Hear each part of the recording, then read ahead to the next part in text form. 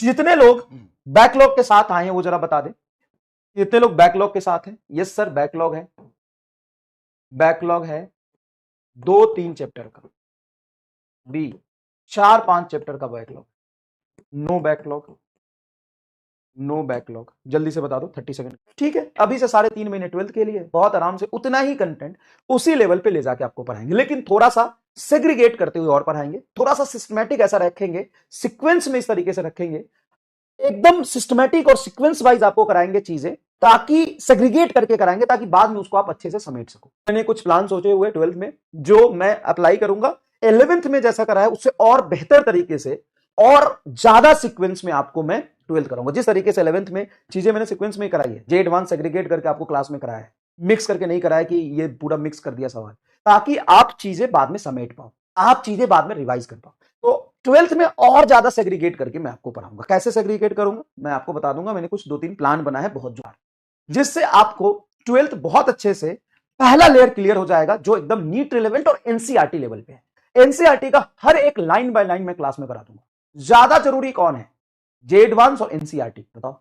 NCERT का सारा topic cover होना चाहिए, क्योंकि कहीं से उठा के सवाल अगर नीट वाला अनएक्सपेक्टेड पूछता है तो एनसीईआरटी से पूछने के चांस ज्यादा है। तो एनसीईआरटी, नीट पीओक्यू, जेईई मेन पीओक्यू बहुत सिस्टमैटिक तरीके से आपको कराएंगे, और बीच में जे एडवांस का कुछ प्लान बनाया मैंने, उस तरीके से कराऊंगा ताकि आप समेट पाओ और सभी को इससे फायदा हो। 12th क्लास का सिलेबस हम आगे कैसे कैसे पढ़ेंगे, 12th क्लास में क्या क्या चैप्टर पढ़ना है, हालांकि आप जानते हो बहुत अच्छे से, लेकिन फिर भी एक रोड मैप आपको बता दूंगा ताकि चीजें क्लियर हो जाएगी। तो देखो, सबसे पहले आएगा बेटा इलेक्ट्रोस्टैट। क्या आएगा?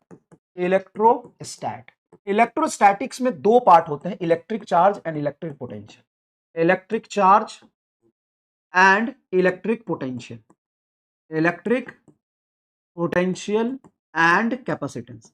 ये वाला सेक्शन बहुत बड़ा है ना, पहले इसको हम करेंगे। अच्छा, उसके बाद हम पढ़ेंगे करंट इलेक्ट्रिसिटी, उसके बाद हमें पढ़ना है करंट इलेक्ट्रिसिटी, उसके बाद हमें पढ़ना है magnetic effect of current, MEC, उसके बाद पढ़ना है magnetism and matter, magnetism and matter. Magnetism and matter बहुत इंपॉर्टेंट चैप्टर है, इससे खूब सारे सवाल आते हैं, बड़ा छोटा चैप्टर है, बहुत बड़ा चैप्टर नहीं है। एमईसी, एमईसी पढ़ने के बाद हम पढ़ेंगे इलेक्ट्रोमैग्नेटिक इंडक्शन, ईएमआई, उसके बाद हम लोग पढ़ेंगे एसी, उसके बाद हम लोग पढ़ेंगे ईएम वेव, ईएम वेव। तो आप देख सकते हो कितने चैप्टर हो गए। तो देखो 1 2 3 4 5 6 7 8, 8 चैप्टर होते हैं बेटा, 8 चैप्टर होते हैं, 8 चैप्टर। उसके बाद हम आएंगे ऑप्टिक्स पर। ऑप्टिक्स के 2 सेक्शन होते हैं, रे and wave, ray optics and wave optics. हालांकि सब जानते हो, लेकिन फिर भी मैं तुम्हें एक बार रियलाइज करा देता हूं।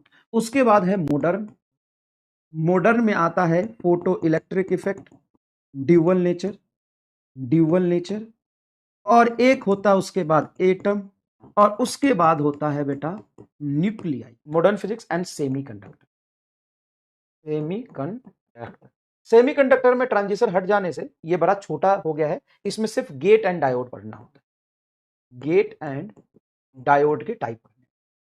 तो चाहो तो आप ये अपने फर्स्ट पेज पर आराम से बना सकते हो। इसको क्यों बना सकते हो? ताकि आपको पता हो कि हमें कितने चैप्टर किस तरीके से सीक्वेंस में करना है। 1 2 3 4 5 6 7 8 9 10 11 12 एंड 14 चैप्टर आपको करने हैं। हालांकि ये चैप्टर थोड़े छोटे छोटे हैं, और लगभग लगभग अभी हम 20 फरवरी तक मान ले, तो हमारे पास टाइम है उधर 1 महीना, और दिसंबर जनवरी 2 महीना, दिसंबर जनवरी 2 महीना और 3 महीना, 3 महीने का टाइम। 3 महीने में ये हमें 14 चैप्टर कंप्लीट करने। 3 महीने में वीक कितने होते हैं? तो वीक होते हैं 4 4 8 या 12 वीक, मतलब अच्छा कुछ छोटे कुछ बड़े चैप्टर भी हैं, तो उस हिसाब से हमें इसको लेके चलना है। और साथ में 11th का रिवीजन भी हमको करना है, उसके लिए भी हम बात करेंगे। अब यहाँ पे जिनके बैकलॉग है वो शुरू कर सकते हैं चैप्टर, कोई प्रॉब्लम नहीं है, आराम से शुरू कर सकते हैं, और आराम से शुरू कर सकते हैं, लेकिन 2-3 चीजें आप यहां पे कर लेंगे तो आपको बहुत फायदा होगा। सबसे पहला चीज, यहां पर शुरू करने के लिए आपको वेक्टर पढ़ा हुआ होना चाहिए और ग्रेविटेशन पढ़ा होना चाहिए। तो वेक्टर एंड ग्रेविटेशन 2 चीज पढ़ लोगे ना, तो बेसिक चीजें हैं, अगर वो 2 कर लोगे तो फिर आगे पढ़ने में तुमको ज्यादा परेशानी, कष्ट नहीं आएगा। तो वेक्टर एंड ग्रेविटेशन अगर आपका किया हुआ है तो इसको करने में आपको एकदम मजा आ जाए। मतलब अगर हमने ग्रेविटेशन आपको करा दिया है तो बस वो बेसिक चीज हो गया जो रिपीट होगा फिर से इलेक्ट्रोस्टैट में, उसके बाद धबाधब तुम आगे बढ़ते चले जाओगे। सीक्वेंस हम वही रखेंगे, बड़े आराम से क्लास को कवर करिए, जिसमें एनसीईआरटी, नीट के पीवाईक्यू, जेईई मेन के पीवाईक्यू और एडवांस के रिलेवेंट पीवाईक्यू कवर होंगे। साथ साथ में संघर्ष असाइनमेंट जैसे आपको मिलता है हर चैप्टर में 2-3 मिलता रहेगा, उसको आप करेंगे तो आपका सोचने की एबिलिटी, लैंग्वेज की एबिलिटी बढ़ती जाएगी। ठीक है।